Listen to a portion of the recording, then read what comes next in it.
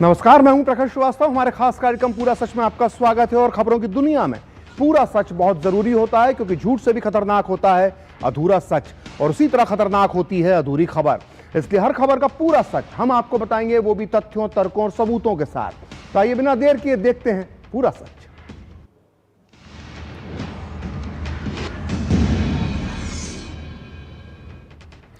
तुम मुझे खून दो, मैं तुम्हें आजादी दूंगा। ये वो नारा है जो हजारों हजार साल तक याद रखा जाएगा, और इसी तरह याद रखा जाएगा इस नारे को देने वाले नेताजी सुभाष चंद्र बोस को। आज एक बार फिर नेताजी बोस को याद करने के लिए खास दिन है, क्योंकि आज ही के दिन साल 1943 में नेताजी सुभाष चंद्र बोस भारत की धरती अंडमान निकोबार पर उन्होंने पहली बार झंडा फहराया था। उनके इस कदम ने अंग्रेजी साम्राज्य की जड़ें हिला दी और भारत को आजाद करने के लिए अंग्रेजों को मजबूर कर दिया। आज पूरा सच में हम आपको भारत की आजादी में नेताजी और उनकी आजाद हिंद सेना के योगदान का पूरा ऐतिहासिक सच बताएंगे। ये इसलिए जरूरी है क्योंकि हमेशा से कुछ लोगों ने खास राजनीतिक मकसद के लिए इतिहास के पन्नों से नेताजी बोस और उनकी सेना के योगदान को कम आंकने की कुचेष्टा की है, जबकि भारत का सच्चा इतिहास इस बात की गवाही देता है कि इस देश की आजादी में सभी आजादी के सेनानियों का महान योगदान शामिल है। लेकिन आजादी दिलाने का श्रेय सिर्फ एक संगठन और कुछ नेताओं तक ही सीमित रहे। इसके लिए नेताजी सुभाष चंद्र बोस के साथ इतिहास में सोच समझकर नाइंसाफी की गई है। लेकिन आज पूरा सच में हम आपको बताएंगे कि भारत की आजादी में नेताजी बोस और उनकी सेना का कितना महान और अतुलनीय योगदान है। तो देखते हैं पूरा सच पूरे विस्तार के साथ। तो 30 दिसंबर 1943 भारतीय इतिहास में दर्ज वो गौरवशाली तारीख है जिसके बारे में लंबे समय तक कभी चर्चा ही नहीं हुई। यह वो तारीख है जब भारत की संपूर्ण आजादी से 4 साल पहले प्रथम बार भारतीय भूमि पर तिरंगा फहराया गया था। 30 दिसंबर 1943 वो तारीख है जब अंडमान और निकोबार द्वीप समूह पर नेताजी सुभाष चंद्र बोस ने पहली बार भारत का तिरंगा फहराया था। दरअसल दूसरे विश्व युद्ध में जापान ने यह द्वीप समूह ब्रिटेन से जीतकर आजाद हिंद सरकार को सौंप दिया था। इससे पूरे देश में खुशी की लहर दौड़ गई। लोगों को देश की आजादी करीब नजर आने लगी। आप इस वक्त अपने टीवी स्क्रीन पर जो तस्वीरें देख रहे हैं वो ठीक उसी दिन की, उसी पल की तस्वीरें हैं जब नेताजी सुभाष चंद्र बोस ने पोर्ट ब्लेयर में, जो अंडमान निकोबार की राजधानी है, वहां वो पहुंचे थे और झंडा फहराया था। जब सुभाष चंद्र बोस ने 30 दिसंबर 1943 को तिरंगा फहराया तो उन्होंने अंडमान का नया जो नाम है वो रखा शहीद, और निकोबार जो द्वीप है उसका नाम रखा स्वराज। सुभाष बाबू ने तिरंगा फहराया था, उसमें चरखा बना हुआ था, और उसके बाद आजाद हिंद सरकार ने जनरल लोकनाथन को यहां अपना स्थानीय गवर्नर बनाया। नेताजी जब पोर्ट ब्लेयर पहुंचे तो उन्होंने सेल्यूलर जेल का दौरा भी किया था। यह वही जेल है जिसे काला पानी के नाम से आज भी याद किया जाता है। इसी सेल्यूलर जेल में हजारों हजार क्रांतिकारियों ने ब्रिटिश हुकूमत के जुल्मों सितम झेले थे। नेताजी ने यहां पहुंचकर भारतीय क्रांतिकारियों और शहीदों के प्रति श्रद्धांजलि व्यक्त की थी। ये तस्वीर आप देख सकते हैं। नेताजी सुभाष चंद्र बोस काला पानी वाली सेल्यूलर जेल में नजर आ रहे हैं, जहां पर उन्होंने श्रद्धांजलि दी थी भारतीय शहीदों को। तो अंडमान पर भारतीय तिरंगा फहराने के बाद नेताजी 3 दिन तक यहां पे रहे और 1 जनवरी को वो सिंगापुर पहुंचे, जहां उन्होंने अपने भाषण में अपनी अंडमान यात्रा का जिक्र करते हुए कहा था कि आजाद हिंद सेना हिंदुस्तान में क्रांति की वो ज्वाला जगाएगी जिसमें अंग्रेजी साम्राज्य जलकर राख हो जाएगा। आइए आपको बताते हैं कि अपनी अंडमान यात्रा के बारे में नेताजी ने और क्या कहा था। उन्होंने कहा था कि मेरे प्यारे देशवासियों, आपको याद होगा कि पिछले साल मैंने कहा था कि अगले साल यानी 1943 के अंत तक हम लोग आजाद हिंदुस्तान की धरती पर खड़े होंगे। मुझे सबसे अधिक खुशी इस बात की हो रही है कि 31 दिसंबर 1943 के पहले ही मेरा वो सपना पूरा हो गया है। जब हम लोग अंडमान द्वीप पर थे तो हम पोर्ट ब्लेयर की कुख्यात सेल्यूलर जेल देखने गए, जहां हमने उन देशभक्त हिंदुस्तानियों को अपनी श्रद्धांजलि दी।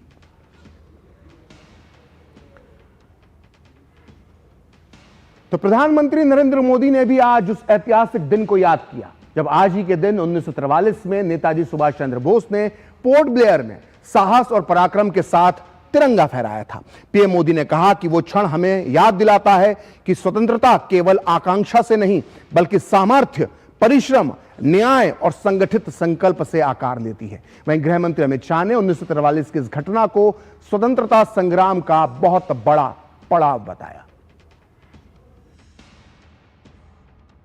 आज 30 दिसंबर का दिन है। हम सभी भारतीयों के लिए गौरव का दिन है। आज ही के दिन 1943 में बंगाल की भूमि के सुपुत्र और देश के महान स्वतंत्रता सेनानी नेताजी सुभाष चंद्र बोस ने पोर्ट ब्लेयर में पहली बार आजाद भारत का झंडा फहराने का काम किया था। तो एक प्रकार से हमारे आजादी के संग्राम का ये बहुत महत्वपूर्ण मकाम था।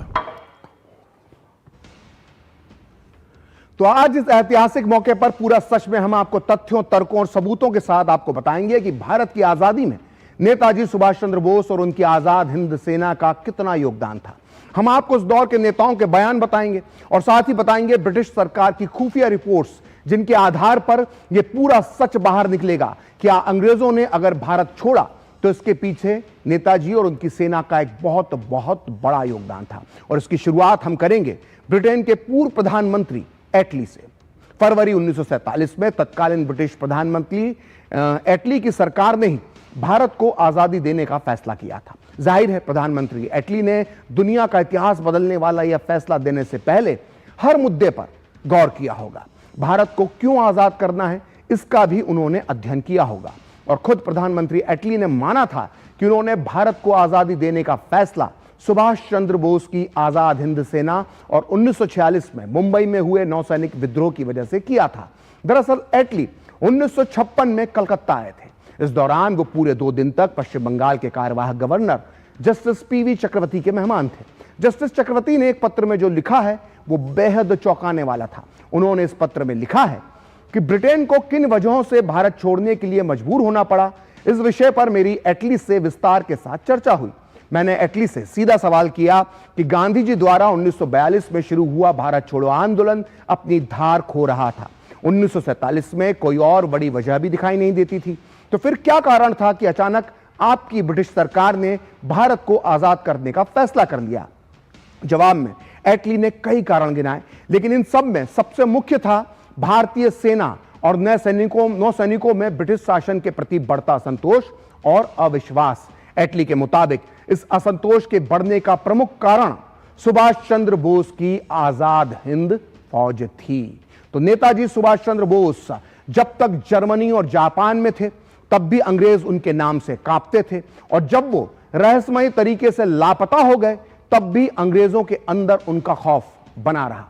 दरअसल विश्व युद्ध खत्म होने के बाद आजाद हिंद सेना के समर्थन में जिस तरह का माहौल बना उसने अंग्रेजों को बुरी तरह से डरा दिया था। जब अंग्रेजों को समझ में आ गया कि चंद हजार गोरे सैनिकों के जरिए वो 25 लाख की भारतीय सेना को काबू में नहीं रख सकते हैं, सुभाष चंद्र बोस ने आजाद हिंद फौज बनाकर भारतीय सैनिकों को ऐसी प्रेरणा दी जो कभी भी बगावत का लावा बनकर फूट सकती है। और इस बात का सबूत मिलता है ब्रिटिश इंडियन आर्मी के commander in chief Claude Auchinleck की एक सरकारी रिपोर्ट में, जो उन्होंने भारत के तत्कालीन वायसराय लॉर्ड वेवेल को भेजी थी। 24 नवंबर 1945 को भेजी गई ये ओरिजिनल रिपोर्ट आज भी लंदन की ब्रिटिश लाइब्रेरी के वॉवेल पेपर्स के नाम की एक फाइल है, उसमें संभाल कर रखी गई है। इस रिपोर्ट में ऑचिनलेक ने जो लिखा था उससे साफ हो जाता है कि अंग्रेज सरकार नेताजी बोस की वजह से भारतीय सैनिकों से किस कदर डरी हुई थी। British commander in chief Claude Auchinleck अपनी रिपोर्ट में लिखते हैं कि मुझे और मेरे सलाहकारों को लगता है कि यह समय आजाद हिंद सेना के राष्ट्रवादी जज्बे को पहचानने और उसे स्वीकार करने का है। बहुत विचार करने के बाद मुझे लगता है कि आज भारतीय सैनिक भारत की आजादी के पक्ष में हैं। हमारी सेना की कई यूनिट पूरी तरह से भारत की आजादी का समर्थन कर रही हैं। यदि आजाद हिंद सेना के सैनिकों को फांसी पर लटकाया गया तो इसका परिणाम काफी भयंकर होगा। ऐसे में यह राय है कि आगे चलकर उन पर मुकदमा ना चलाया जाए। तो क्लॉड ऑचिनलेक जो समय सेना के प्रमुख थे, भारतीय सेना के, उनकी ये रिपोर्ट है। और जापान की धरती से सुभाष चंद्र बोस ने अंग्रेजी साम्राज्य को खुली चुनौती दी थी। टोक्यो और सिंगापुर में दिए गए अब उनके जो ओजस्वी भाषण हैं, उसमें दास्ता की हर जंजीर तोड़ देने का संकल्प गूंज रहा था। उन्होंने कहा, तुम मुझे खून दो, मैं तुम्हें आजादी दूंगा। और यही शब्द भारतीय आत्मसम्मान की हुंकार बन गए। आजाद हिंद फौज के सिपाहियों को संबोधित करते हुए नेताजी ने गर्जना की थी, चलो दिल्ली। यह नारा सिर्फ सैन्य अभियान नहीं, बल्कि गुलामी के खिलाफ राष्ट्रव्यापी विद्रोह का उद्घोष था। जापान से उठी यह आवाज भारत की आजादी की दिशा बदलने वाली साबित हुई। 4 जुलाई 1943 को नेताजी ने जापान में जो कहा था, उसका पूरा सच भी आपको पता होना चाहिए। आइए सुनते हैं नेताजी बोस का वो ऐतिहासिक भाषण, खुद उनकी आवाज में। भारतीय हुकूमत का मकसद क्या हो? सिर्फ लड़ना और हिंदुस्तान को आजाद करना। हमारे सामने एक ही प्रोग्राम रहेगा, फाइटिंग प्रोग्राम। लड़ाई का इंतजाम करना, लड़ाई शुरू कर देना और कामयाब करना लड़ाई। जब हम फिर लाल किले दिल्ली में जाकर वह हमारे विक्ट्री परेड करेंगे,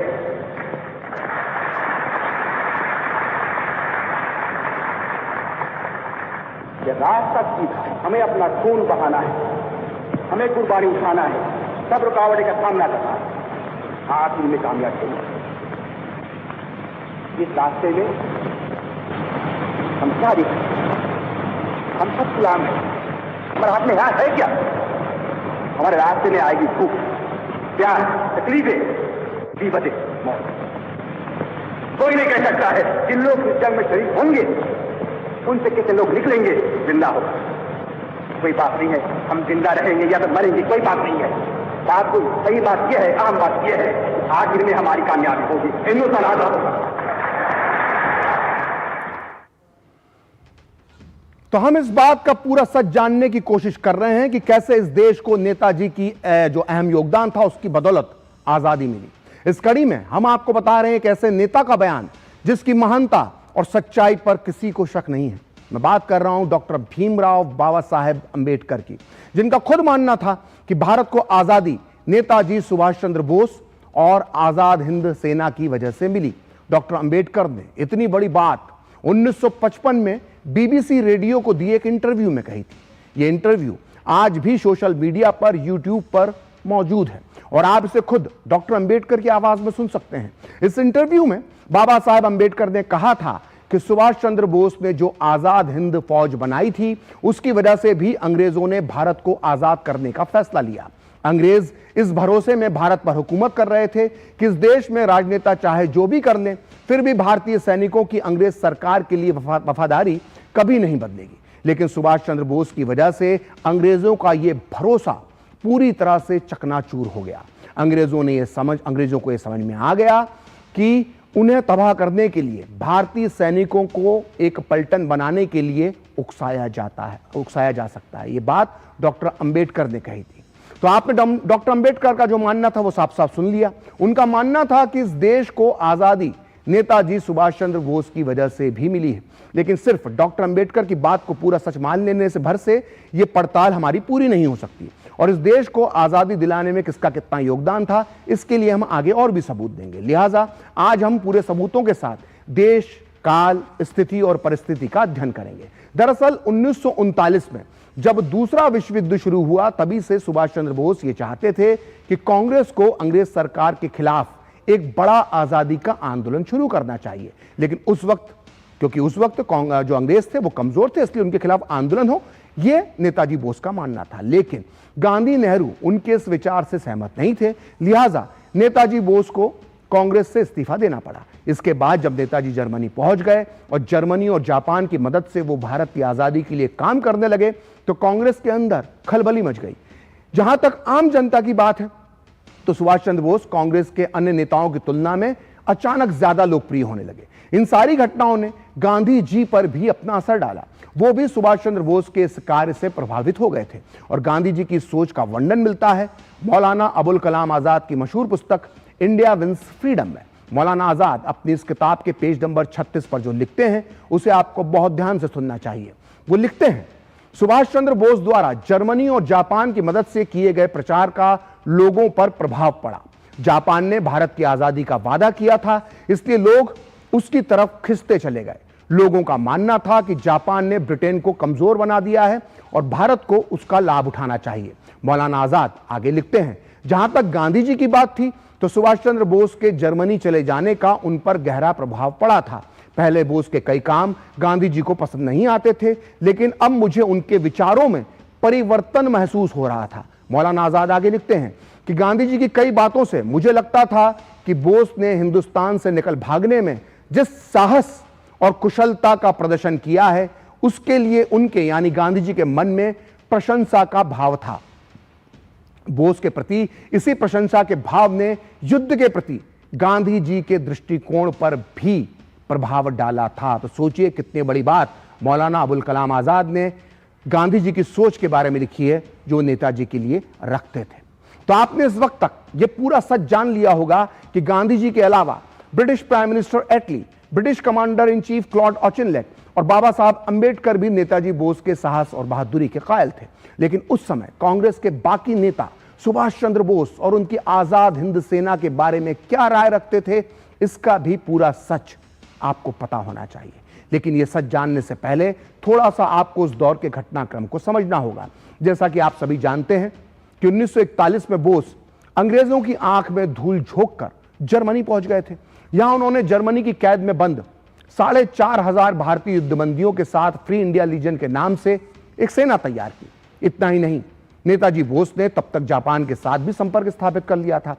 उधर 1942 के आते आते जापान ने भारत के पड़ोसी देश बर्मा पर कब्जा कर दिया था। यहां से अंग्रेजों को भगा दिया था जापान ने, और ऐसा माना जा रहा था कि जल्द ही जापान की सेना भारत में ब्रिटिश सेना पर भी हमला कर सकती है, और इस हमले में सुभाष चंद्र बोस जापान का साथ दे सकते हैं। पूरा देश सुभाष चंद्र बोस और जापान की सेना की तरफ टकटकी लगाकर देख रहा था। लेकिन उस समय कांग्रेस के बड़े नेताओं में से एक जवाहरलाल नेहरू नेताजी सुभाष चंद्र बोस की नीतियों से सहमत नहीं थे। अप्रैल 1942 में नेहरू ने बर्मा की सीमा के पास असम का दौरा किया। 24 अप्रैल 1942 को नेहरू ने गुवाहाटी में एक प्रेस कॉन्फ्रेंस की, जिसमें उन्होंने सुभाष चंद्र बोस के लिए क्या कहा, यह प्रकाशित हुआ है नेहरू सिलेक्टेड वर्क्स के वॉल्यूम 12 के पेज नंबर 262 पर। नेहरू गुवाहाटी में बोस के लिए नेहरू ने जो कहा था वो आप बहुत ध्यान से सुनिए। नेहरू ने कहा था कि हिटलर और जापान को नर्क में चले जाना चाहिए। मेरी यही नीति है कि मैं आखिरी समय तक उनसे लड़ूंगा। यदि सुभाष चंद्र बोस और उनकी सेना भी जापान के साथ भारत आती है तो मैं उससे भी लड़ूंगा। नेहरू आगे कहते हैं कि मिस्टर बोस ने नेकी में ही सही लेकिन बहुत गलत काम किया है। कोई भी सेना यानी बोस की सेना जो बाहर से भारत आएगी वो एक तरह से जापान की कठपुतली सेना होगी। इन हमलावरों से मुकाबला करने के लिए गुरिल्ला युद्ध ही करना सबसे बेहतर उपाय है। और हैरानी की बात तो यह है कि नेहरू जी ने जब यह बयान दिया था तब तक सुभाष चंद्र बोस जापान भी नहीं पहुंचे थे और वो जर्मनी में थे। यहां तक कि उन्होंने उस वक्त तक आजाद हिंद फौज की कमान भी नहीं संभाली थी। लेकिन यह साफ हो जाता है कि इस तरह की खबरों की आहट भर से नेहरू जी कितने चिंतित हो गए थे। लेकिन नेहरू जी सिर्फ इतने पर ही नहीं रुके। उसी दिन यानी 24 अप्रैल 1942 को उन्होंने गुवाहाटी में एक आम सभा को संबोधित किया। नेहरू जी का यह भाषण प्रकाशित हुआ है selected works of Jawaharlal Nehru की सीरीज 1 के वॉल्यूम 12 के पेज नंबर 237 पर। इस भाषण में नेहरू जी ने आसाम के लोगों से कहा था कि भारत इस समय गहरे संकट में है। अगर मेरे हाथ में इस देश की रक्षा की जिम्मेदारी होती तो मैं हर देशवासी के हाथ में हथियार थमा देता। नेहरू आगे कहते हैं कि यहां तक कि इस संकट की घड़ी में मैं खुद यह जिम्मेदारी लेने से भी नहीं सकता। मैं आप लोगों से अपील करता हूं कि वर्तमान हालात को गंभीरता से लीजिए। जब जापानी विमान बम गिराएंगे तो हम बैठकर तमाशा नहीं देख सकते। जब आम जनता यानी भारतीय जनता और सेना यानी ब्रिटिश सेना मिलकर हमलावरों का मुकाबला करेगी तभी युद्ध में एक सच्चा योगदान होगा। तो नेताजी बोस जर्मनी और जापान की मदद लेकर भारत को आजादी दिलवाना चाहते थे, और वहीं दूसरी तरफ नेहरू जी भारत की जनता से ब्रिटिश फौज का एक तरह से समर्थन करने की अपील कर रहे थे। नेताजी बोस और जवाहरलाल नेहरू की सोच के इस अंतर का पूरा सच समझने के लिए अब हम सहारा लेंगे एक ऐसे महान व्यक्ति का जिसका नाम है राम मनोहर लोहिया। स्वतंत्रता सेनानी और महान समाजवादी नेता लोहिया ने अपनी प्रसिद्ध पुस्तक भारत विभाजन के गुनहगार के पेज नंबर 30 पर जो लिखा है उसके मुताबिक 1942 में नेताजी बोस की सफलता से जवाहरलाल नेहरू इतना परेशान हो गए थे कि वो विक्षिप्त की तरह बर्ताव कर रहे थे। लोहिया इस किताब में लिखते हैं कि 1942 में नेहरू की विक्षिप्त प्रतिक्रियाएं सामने आ रही थीं। उन्होंने ये सार्वजनिक घोषणा करी कि जापान का मुकाबला करने के लिए लाखों गोरिल्ला तैयार किए जाएं। नेहरू की यह प्रतिक्रिया कुछ हद तक सुभाष चंद्र बोस के लिए ईर्ष्या की भावना से प्रेरित थी। लोहिया आगे लिखते हैं कि बोस ध्रुवी राष्ट्रों यानी जर्मनी और जापान की तरफ चले गए थे और बोस कम से कम यह दावा तो कर ही सकते थे कि वो भारत के लिए एक राष्ट्रीय सेना खड़ी कर रहे हैं, जबकि नेहरू की कलाबाजियों का परिणाम होता ब्रिटिश सरकार की सेवा करना। लोहिया आगे लिखते हैं कि 1942 के इन भयानक महीनों में नेहरू न केवल जापानियों के पैरों से कुचले जाने के साथ साथ अपने पुराने प्रतिद्वंदी यानी सुभाष चंद्र बोस के हाथों परास्त होने के भय से अवश्य परेशान थे। तो लोहिया ने इतनी बड़ी बात नेहरू की सोच पर कही है। तो पूरा सच में वक्त है एक ब्रेक का, और ब्रेक के बाद बताएंगे केंद्रीय गृह मंत्री अमित शाह ने क्यों कहा टीएमसी की निगरानी में पश्चिम बंगाल में हो रही है घुसपैठ।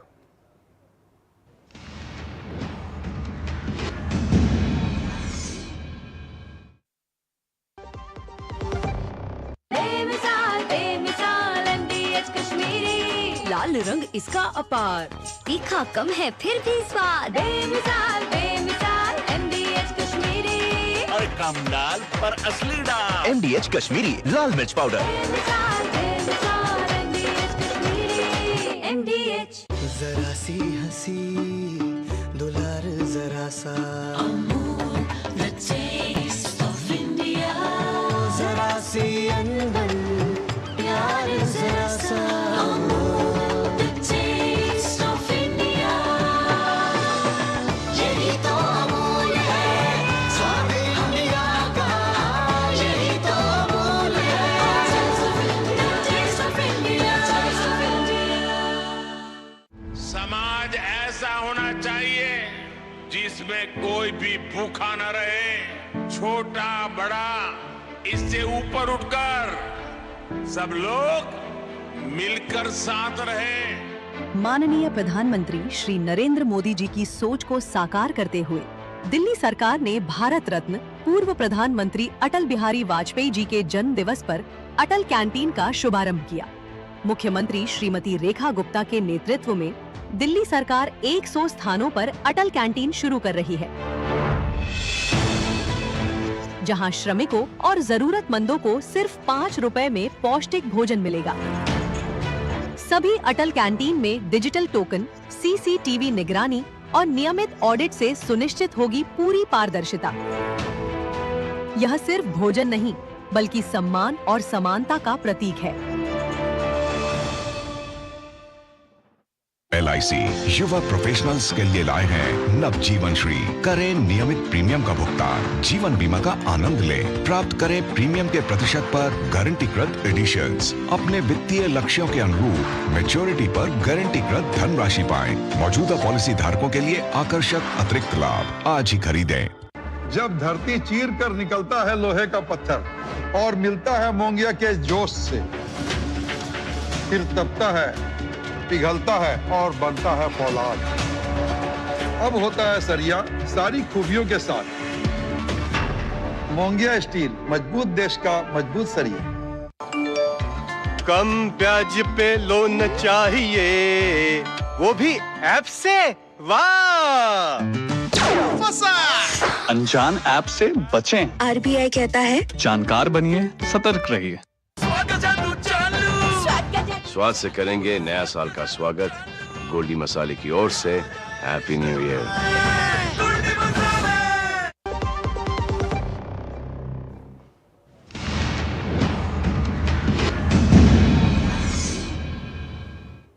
तो ब्रेक के बाद पूरा सच में आपका फिर से स्वागत है। और केंद्रीय गृह मंत्री अमित शाह ने घुसपैठ और घुसपैठियों को संरक्षण देने के मुद्दे पर पश्चिम बंगाल की ममता सरकार पे जोरदार हमला बोला है। अमित शाह ने साफ साफ कहा कि सीमा पर फेंसिंग के लिए ममता सरकार जमीन नहीं दे रही है और इसी वजह से बीएसएफ बांग्लादेश सीमा पर फेंसिंग पूरी नहीं कर सकी है। अमित शाह ने यह भी कहा कि राज्य में बीजेपी सरकार बनने के बाद न सिर्फ घुसपैठियों की पहचान की जाएगी बल्कि उन्हें चुन चुनकर निकालने का भी काम होगा। बीएसएफ जब तक फेंसिंग नहीं होती है तब तक बीएसएफ सुरक्षा नहीं कर सकती है। बीएसएफ को भूमि देनी पड़ेगी फेंसिंग के लिए भारत सरकार को। मेरे स्तर पर मैंने 7 पत्र लिखे ममता बनर्जी को। ये 6 साल के अंदर 3 बार गृह सचिव यहां आकर मीटिंग कर गए चीफ सेक्रेटरी से।